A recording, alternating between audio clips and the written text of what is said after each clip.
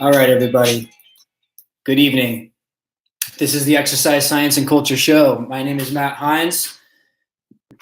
It's episode 12 now. And tonight I want to ask the question, what's the right amount of exercise? And maybe to best answer this question, I have a product coming out. Early 2019, hopefully, I'll have something up online. This is going to be the Balanced Body Cross-Training System. And I'm really pumped to have this information out there.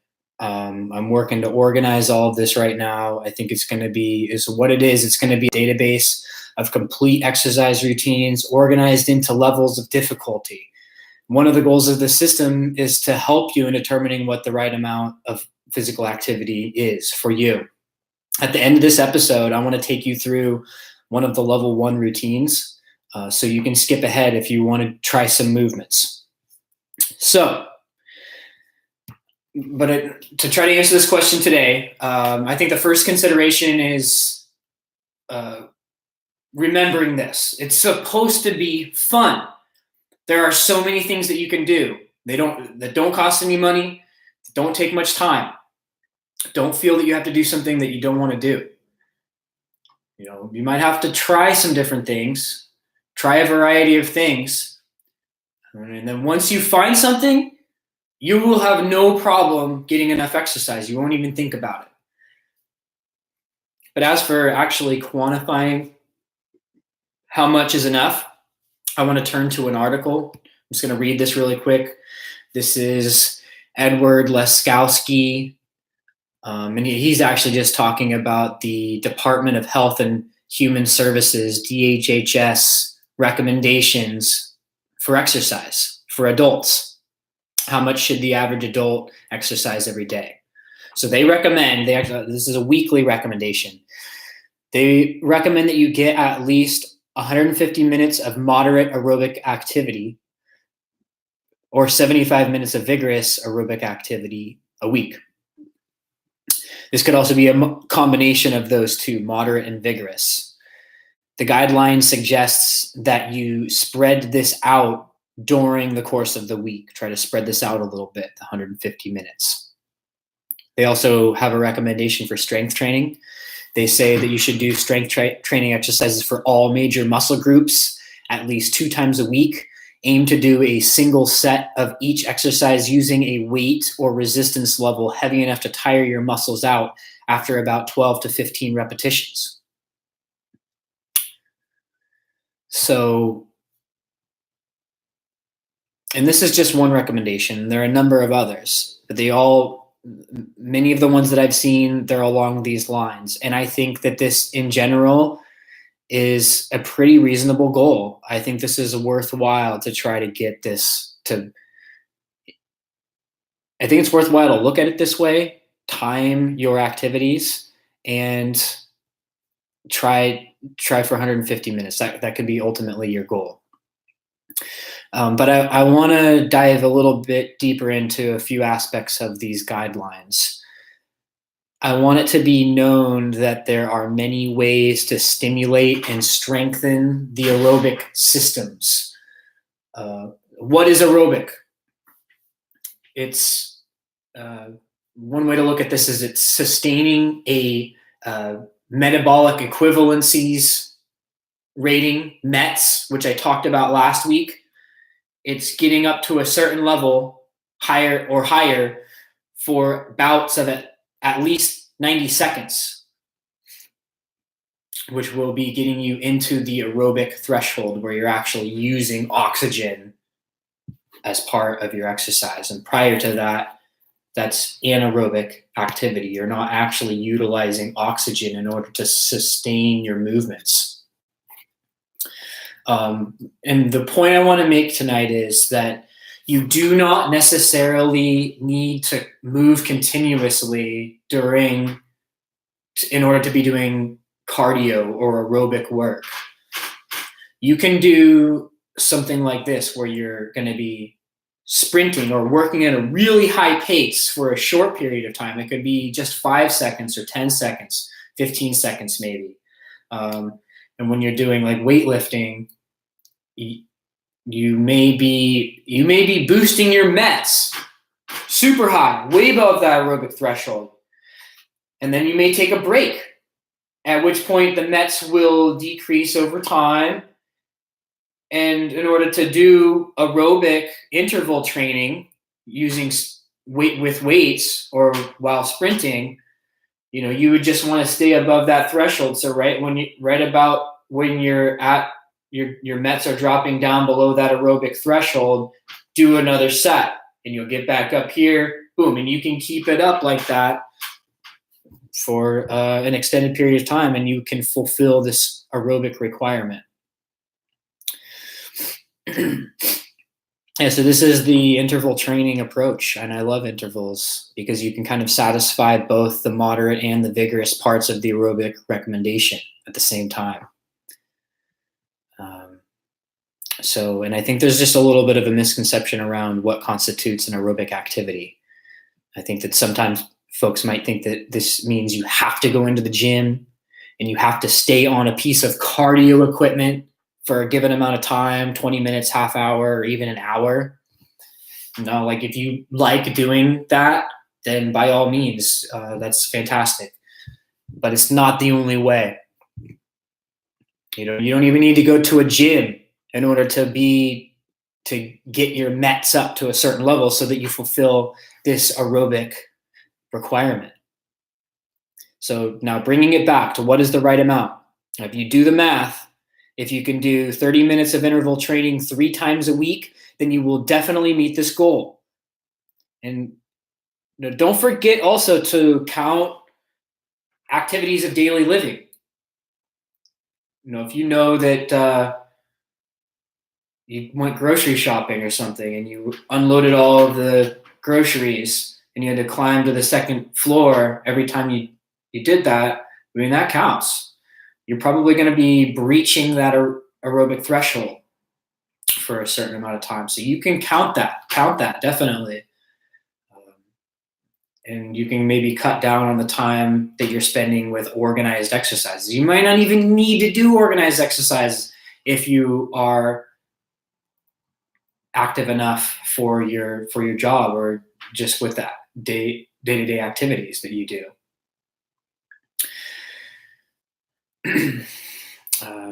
And also remember that METs depend on your fitness level. So if you're just starting out, you don't even need to do that much in order to really be stimulating your aerobic system. So if you want to make a start and you're just starting out, how about 5 minutes of intervals 3 days a week? Try to do that. That would be a great start. And I'm going to talk a little bit more about scaling up in just a moment. But then on the other end, if you're already very active, but you have a fitness goal that involves intense aerobic bouts that will last more than 30 minutes, then you may need to do more in order to be prepared for that activity. So now let's move on to the strength recommendation. The way this article frames the strength training, it seems pretty representative of how I think we commonly think about it, strength training. We talk about muscle groups and individual muscles. And I think this is an important aspect of understanding strength training, but I don't think it's complete. And I also, if we're only thinking about strength training in terms of muscle groups, then the connection between the movements and these muscle groups and the movements that the muscle groups produce, and connecting that also with the essential activities of daily living, and even with other athletic movement objectives that we may have and we're starting to master, this connection can be difficult to see. And it's for this reason that I prefer to think first about the range of human movements, natural human movements. I then like to categorize these into fundamental movements. Through these, we can stimulate each muscle in the body in a balanced manner, in a coordinated manner. We might, in general, I think we're neglecting the coordination bit, and it's to our detriment. So this helps to inform what to do for strength training. So what about how much exactly? And just as with the aerobics, I think it's important to have some awareness for how much you're doing, quantifying it, and building up slowly. And again, I'm gonna in a moment at the end, I want you to see how I have organized how to approach this series of exercises and how to scale up. But first, I want to touch on the other end of this. So I think this article is addressing just the baseline. How do you know if you're doing enough? But if you're a nut, like me, and I know a lot of people who regularly come to the gym and go to classes a lot, their issue is not that they're not doing enough. Sometimes they can be doing too much. And too much, too soon, too often. This is the cautionary mantra for physical activity. If you start out too aggressively, you might get lucky. You might make your way through it and establish exercise as a habit and integrate it into your lifestyle, and doing so without getting hurt. But the odds are against you. And well, I suppose that you might learn the hard way what too aggressively means, but why chance it? I say instead to build up gradually. What you want to see is, for example, beginning with 3.5.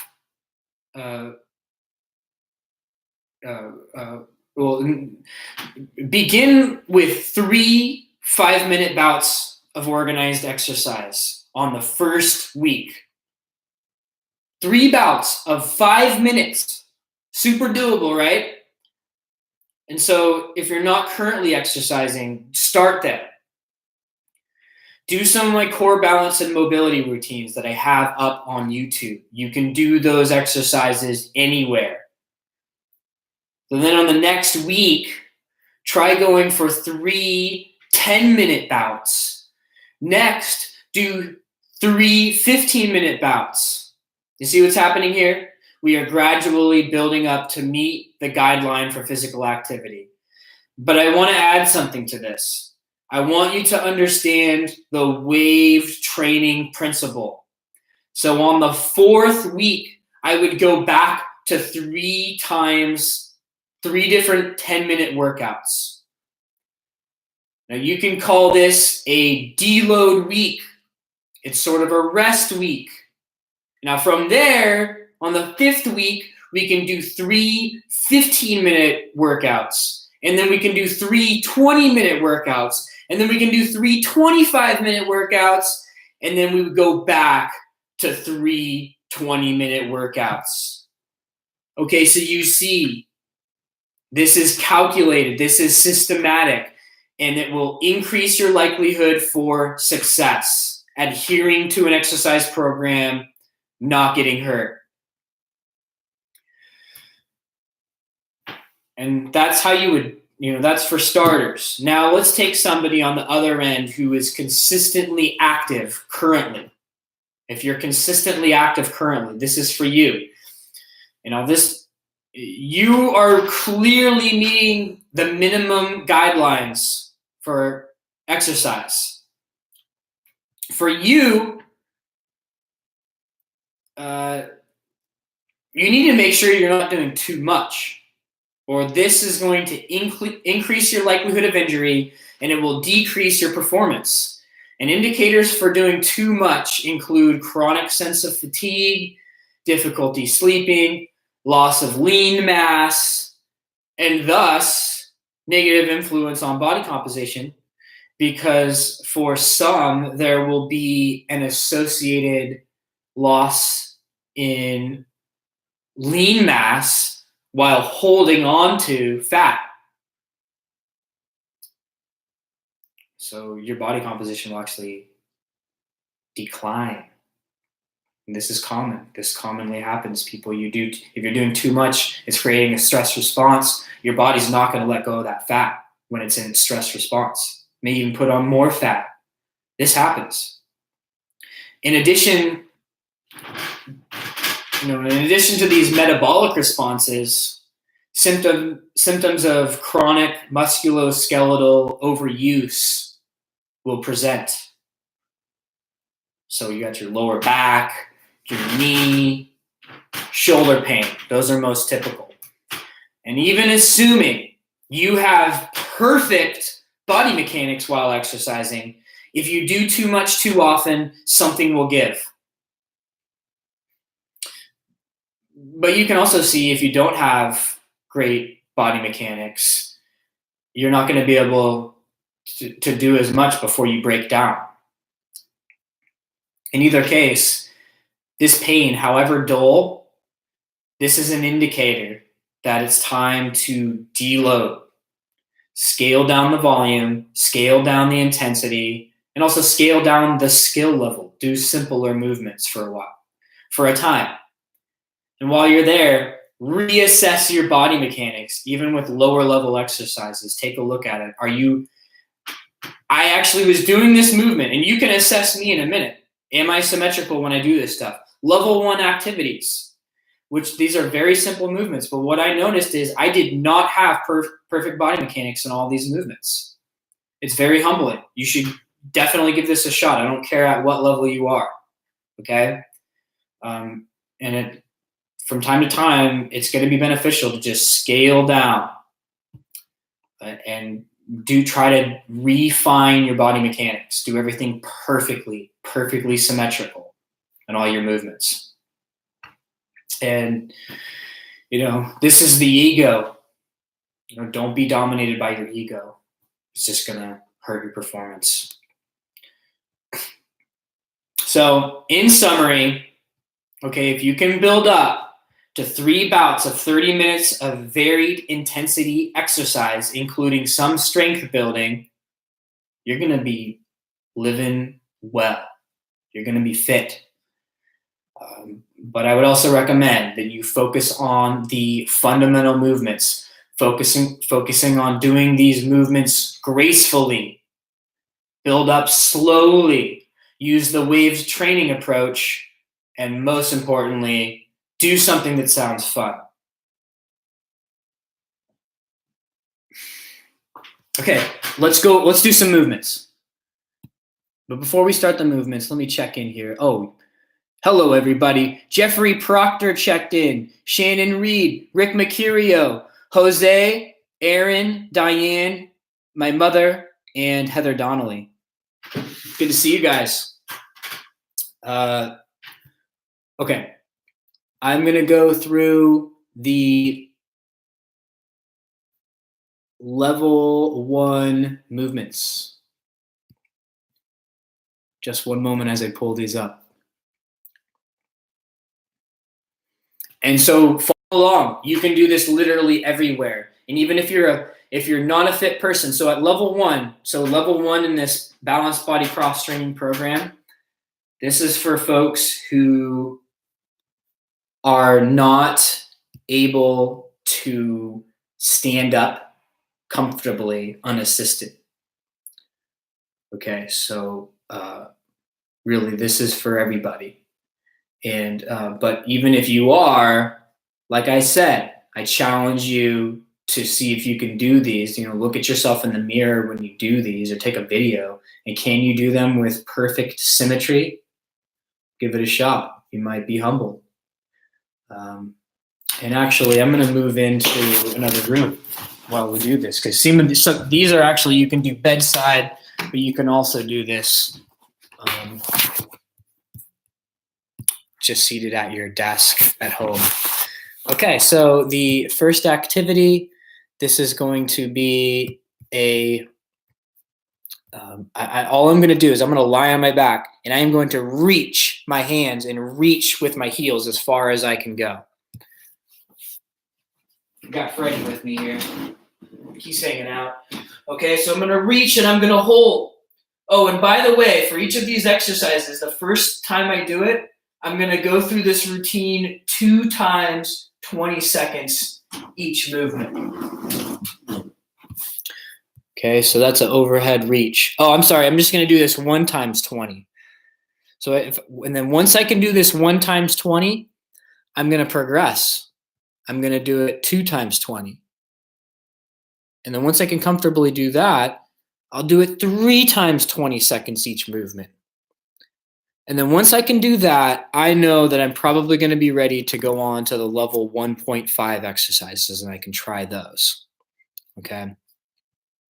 So then the next one's going to be where I'm just seated in a similar position, but then I'm going to throw my arms, scoot to the edge of the bed, and stand up. And then I'll sit back down, I'll scooch back, and I'll extend my body, reach my hands overhead. And then I'm going to use that momentum for my hands, scooch to the edge of the bed, stand up. I'm going to repeat that. I'm going to do this for about 20 seconds. Standing up tall. Trying to keep good posture while I do all these movements, keeping the chin tucked back, shoulders back and down, abdominals braced. Okay, that's about 20 seconds. Third exercise, I'm going to do just a seated linear press and pull motion. So I'm going to sit at the edge of the bench or the seat or the bed, roll the shoulders back and down, tuck my elbows back, have my palms just outside of my chest, and then I'm going to extend the elbows out without detracting the shoulder blades. Keep the shoulder blades retracted. So it's just really bending and extending the elbows and rotating at the shoulders a bit. Keep the abdominals braced. And even without any resistance here, if you're really flexing back into good posture, you get a little bit of a burn. Fourthly, this is a really important one for everybody. We should all do this. Wrist and hand curl and extend. So I'm just going to sit. I'm going to reach my arm out. I'm going to open up my hands as wide as I can and splay the fingers as wide as I can. You can see this isn't very good mobility here. I need to work on this. And then I curl the wrist and I curl the fingers under. And then I flex and I curl, and it feels amazing. If you got carpal tunnel, if you got arthritis, trying to reestablish control, full range of motion of the fingers and the wrists will be really beneficial. Fifthly, I'm going to sit with my hands down. So just sit here, shoulders back, hip down, and then I'm going to roll the shoulders back, pull the head back. It's really stretching my chest, my shoulders. And then take a big breath in, full exhale out.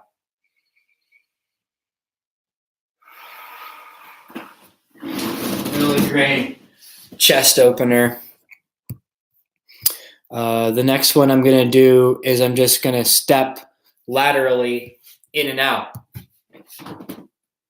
So I'm on the edge of the seat, and I'm going to sit tall, head back. I'm going to pick my knee up, move it to the side, place the foot down, bring it back to center, bring my feet together, and then I can go from one leg to the other. And see if you can do this without turning your shoulders, without having your hips shifting around a lot. You're just picking the knee up and placing the foot down, alternating sides. Okay, next one is side plank 1. So all I'm going to do is be on my side, and I'm going to extend, open up my chest, roll the shoulders down, be strong through the elbow, not shrugging, extend, tuck the chin back. I'm just going to hold this position.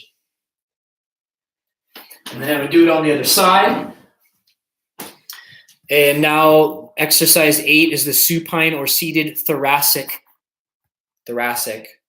and cervical extensions. So I'm going to sit on the seat. For this one, I can maybe put the hand on behind my head, and I can be starting kind of in a crunched over position. And then I'm going to extend to open up my chest and pull my head back. I'm going to be flexing my upper back muscles in order to do this. And then I'm going to relax back down. And then I'm going to extend, and then I'm going to relax, flow through this motion gently. Ooh, feels great. Okay, and then the last one is ankle rotations. So I can just lie back, and I'm going to curl my toes. I'm going to roll them to the right, and then I'm going to roll them to the left, try to get full ankle range of motion, and then release. Okay, so that's a really simple routine. And if you did nothing else today, do that routine. You will not regret it. You will not regret it. All right, that's enough for tonight. I hope you have a great week. Message me. Let me know how you're doing. Are you working out? What are you up to? Give me a shout.